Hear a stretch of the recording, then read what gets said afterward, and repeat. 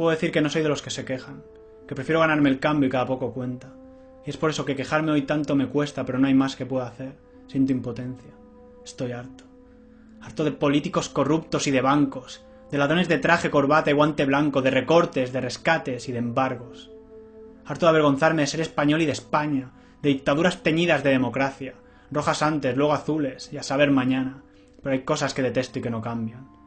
Que un concejal de festejos cobre más que un maestro, que un catedrático de universidad, o que un médico, que nuestro sueldo mínimo no llegue a 700 euros y el de un diputado no baje de los 3.500. Harto de pagarles viajes, choferes, cenas, en restaurantes de gran lujo y tú mientras sudando sangre, trabajando, pasando penas para poder llenar así otra vez la nevera.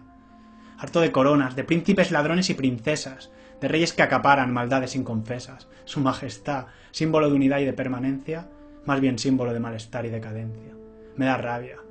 Que la gente se mueva por otras cosas, por el Madrid, por el Barça, por la Eurocopa, por enseñar qué buenos somos a toda Europa. Con el fútbol nos engañan y nos ciegan con la roja.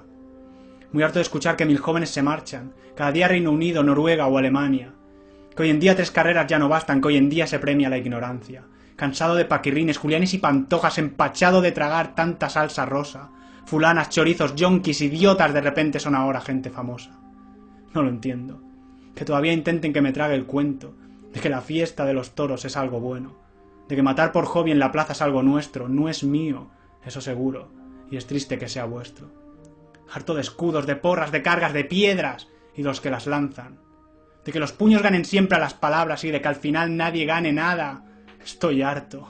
Podría decirlo más alto pero no más claro. Del hambre, desahucios, de robos, del paro, de que me obliguen cada día a aguantar tanto y hoy ya no puedo más.